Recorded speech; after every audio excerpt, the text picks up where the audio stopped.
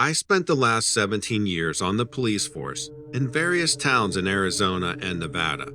I've got family in that area, so I never ventured too far away from home, even for a better paying job. I've seen a lot of things over the years, but there is one incident that stuck with me, one that I can't explain. I was working in a smaller town near Kofa Wildlife Refuge. It was about a 2 hours drive from Phoenix. Most of the towns around that area tend to be smaller and for the most part quieter. I had just spent the last 8 years working in the suburbs of Phoenix, and I was ready for something a little less crazy. But sometimes, the desert can be a strange place when you stray from the more populated areas. I received 3 calls on one day regarding some type of property damage with unknown causes. It was the absolute dead of summer. You could fry an egg on the sidewalk at noon.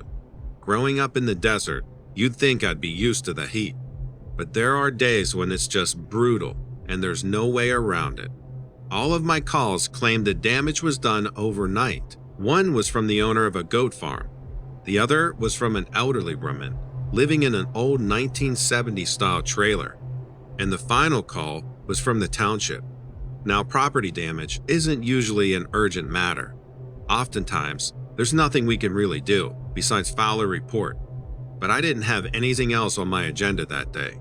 So I set to work checking out the complaints. All of the locations were within a 15-mile radius, but the town hall was just around the corner, so I headed there first. There was already a crew of workers there when I arrived at 7:30 a.m. The water tower had somehow been punctured. It was the strangest thing I'd ever seen. It looked like there were claw marks down the side of the tank. I climbed the ladder to get a closer look, thinking I could find some explanations if I saw the damage up close. It looked like something straight out of Jurassic Park. Let me tell you, water towers these days are either made of steel or concrete, or both. I could fire my gun at one, and the bullet would bounce right back at me. There was no way they could be claw marks, despite what they looked like. Upon closer investigation, I found what looked like to be traces of blood along the scrapes. I took samples to send out to the lab, but I knew it would be a while before we got any results. I didn't have any reasonable explanation for the damage to the tower. I assumed it was made by some heavy machinery to be able to break through the tank, but I didn't know what could have done it, or why no one nearby saw or heard anything during the night. At a complete loss, I headed to my next destination, the goat farm. When I got there, the farmer said that at least 8 of his goats were missing. They showed me damage to the fence where it appeared someone had broken through. He thought it was most likely an animal, because a person stealing goats would have just gone through the gate. The fence was only damaged in one area. I didn't notice the correlation, but hindsight is 20/20. The broken fence was next to the water though. The water trough itself had been tipped over and moved farther into the paddock. Again, there wasn't anything I could do about the situation, besides file a report. I saved the woman in the trailer for last. I had dealings with her before, and she was always a little bit off. But what else do you expect from a woman living alone in the desert with nothing besides her dilapidated trailer and a tank of exotic fish? I hoped to make the visit as quick as possible and get back to the station. She was ranting and raving at me before I even exited my vehicle. She was barely coherent, but I did catch a few phrases like flying lizard and dragon. I was rethinking my line of work. Sometimes I don't get paid enough for this. I finally got her to calm down and try to explain what was going on. Her story was that some creature, she described it as a lizard with wings, attacked her trailer at night. She said it was nearly the size of the trailer and had claws bigger than her head. Naturally, I didn't believe a single word of it. I assumed she had been on drugs, although she didn't display any typical signs. But then she said something that made my blood run cold. She said the creature tore the water tank off her trailer. I thought back to the water tower and the goat farmer. It was then that I remembered the water tank had been tipped over and thrown around. For whatever reason, this thing was after water. She said the creature tried to break in through her window, when it saw her fish. She was convinced it was going to eat them, so she cracked open the door and fired 3 shots at the beast from her 870. She claims to have hit it, but that it still flew away. I didn't know what to make of her story. I still had a hard time believing it, but I couldn't deny the connection between the 3 incidents. Something was out there looking for water, and judging by the state of the water tower, that something was certainly capable of extreme strength. But like the last 2 complaints, there wasn't really anything else I could do except file a report. I did search for blood in the area surrounding the old lady's trailer, but I found nothing. It was nearly a month before the results of the blood from the tower came back from the lab. There wasn't much to go on, but they said the blood was from a reptile, most likely a monitor lizard, but it wasn't an exact match.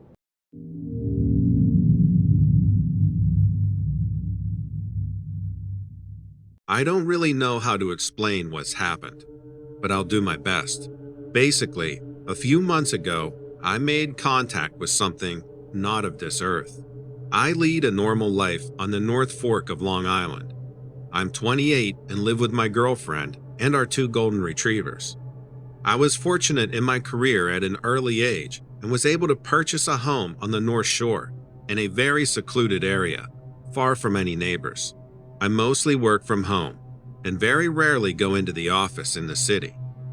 My girlfriend works the night shift, so I picked up the habit of staying up late and working through the night so we would have more time to spend together during the day. About 4 months ago, odd things began happening around my house. 3 or 4 times a week, all the electronics in my house would begin acting haywire. Lights would flicker on and off, or grow more illuminated than they should have been. My TV would turn itself on and adjust itself to a channel showing only static. I had an alarm clock radio that would filter through station after station until it too would eventually settle on pure static. Obviously, the first few times this happened, I was completely terrified. Home alone and all my electronics functioning independently was a harrowing experience. All I could think about was that a ghost or entity was inhabiting my home. Unplugging the TV and radio worked, but still the lights would flicker, and once in a while, my car would remote start in the garage. But nothing ever dangerous came from it. There was never anything like the movies or scary stories about furniture being flung around, and I was never dragged feet first by any unseen entity. It kind of just kept happening, and somehow I grew accustomed to it. I mean, what else could I do? It never happened when my girlfriend was home, and I took videos on my phone a few times, but she just thought I was messing with her. After a few weeks of this, something else happened. It was a typical Wednesday night. My girlfriend would be at work for another 6 hours. As usual, right around 1 a.m., all of my electronics began to go haywire. Though it seemed to be a little more drastic this time. Web browsers were opening on my laptop at an incredible speed. First Google, then several news sites and social medias. This being a new phenomenon, I slammed it shut and manually powered it down with the side button. The lights in each room began to shine incredibly bright, and I heard a bulb shatter in the bathroom. Add to this, 2 TVs in my house were blasting that horrible static noise at full volume. This was too much for me, and I began panicking. I fled down the steps into my living room and through the back door out on my rear deck. As I flung the door open and ran outside, I felt like I was swallowed up by an incredible blue light. For a moment, I felt weightless, like I was leaving my body behind and floating into the air. Then, I didn't feel anything at all. When I regained consciousness, I could barely open my eyes due to another intense light shining down on me. It was the sun riding high in the sky. It must have been later afternoon. I could feel I was laying in the grass and my clothes were drenched in sweat. I tried rising to my feet, but I felt an intense wave of nausea and pain sweep over me. I laid a little while longer and eventually was able to stand up and get my bearings. I was in a familiar clearing, about a quarter-mile away from my house. I stumbled my way home, fighting back an expanding headache and trying not to vomit. My girlfriend must have seen me coming up the driveway, and she rushed out to help me walk. I could hear both anger and concern in her voice and allowed her to help me up the stairs into the house. Basically, I had been missing for about 12 hours. My girlfriend had tried calling several times throughout the night, and I didn't answer. When she came home, I was nowhere to be found. My cell phone, keys, and wallet all sitting at the kitchen table where I had left them. She said she made a police report, and the officers had promised to send out an APB on me, but a half day isn't a very long time to be missing for. I heard her explain all of this, but all I wanted to do was sleep. I managed to gulp down some toast and water and climbed into bed, exhausted and still feeling ill. That sleep and every single one I've had after that was anything but restful. I have the same vision each time I fall asleep. I say vision because it isn't a dream. It's too real to be a dream. I can clearly see and hear everything each time, and it never changes. I am in a clean and sterile room with transparent walls and floors. I can't see my body or those of the people around me, but I know others are there. In front of me stands a slim, pale figure wearing some form of gray uniform covering it from head to toe, and it delivers a message. The same message every time. Only I can never recall the message upon waking, at least not all of it. I wake up with a sense of overwhelming dread each time, but for the life of me, I can't piece together what this entity is saying. I keep a journal next to my bed and write down the first thing I remember each time. So far, all I managed to piece together is 2028, gods, earth, rebirth, union, awakening. I know this all sounds so bizarre. Even my girlfriend doesn't believe me. She keeps begging me to go see a therapist, and I'm gonna go, only if to make her happy. Please, if anyone out there knows what this means or has experienced something similar, then please tell me. I want to know that I'm not alone.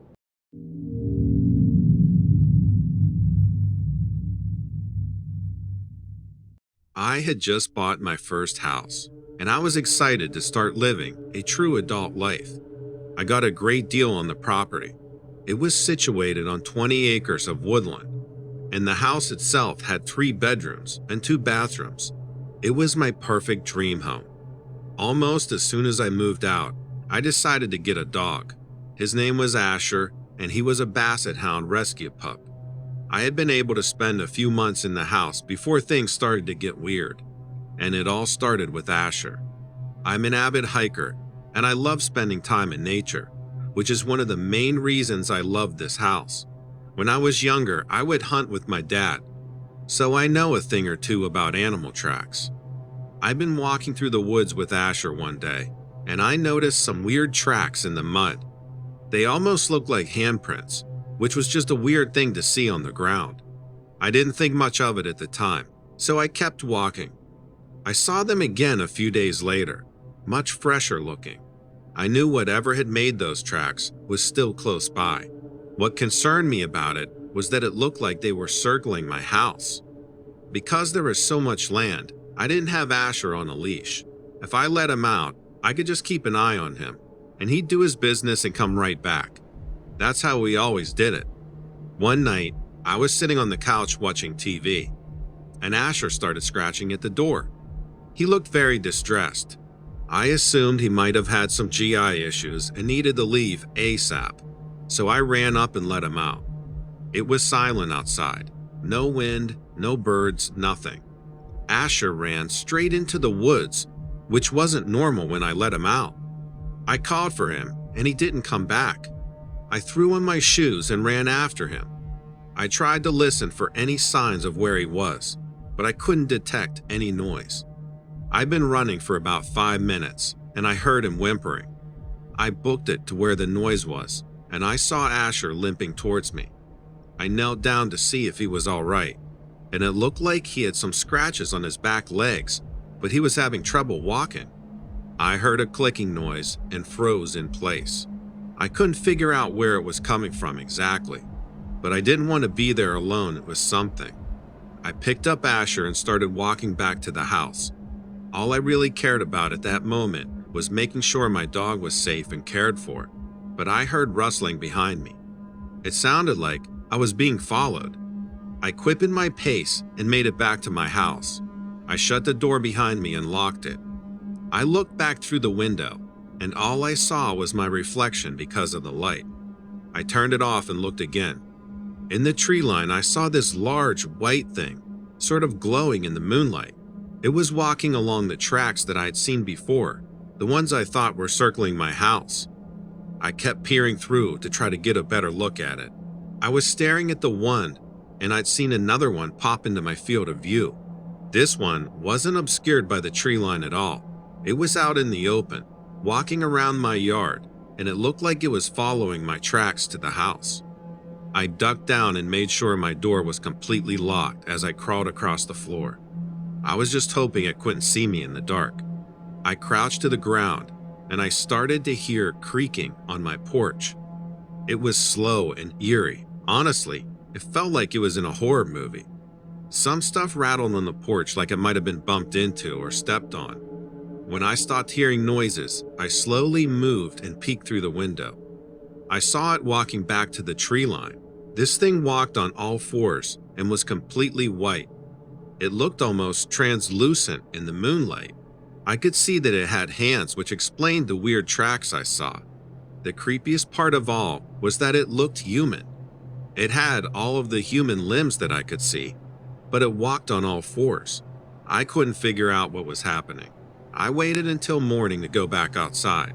I took Asher to the vet and had them look at the scratches.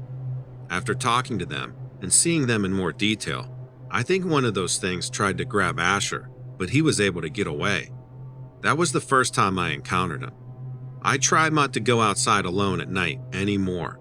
I hadn't seen them during the day at this point, so I kind of assumed they were nocturnal, but I was wrong. I was walking in my yard around 4 p.m. to take the trash cans to the curb. I was off the road a little ways, so it was a bit of a walk. On the way back, while the sun was still up, I heard the clicking noise again. I heard rustling in the bushes and I ran right back in the house. Asher was barking at the door for a good 5 minutes while I crouched down below it. I heard the footsteps on the porch again and knew it had followed me home. I feel like I'm trapped in my own house and I don't know what to do.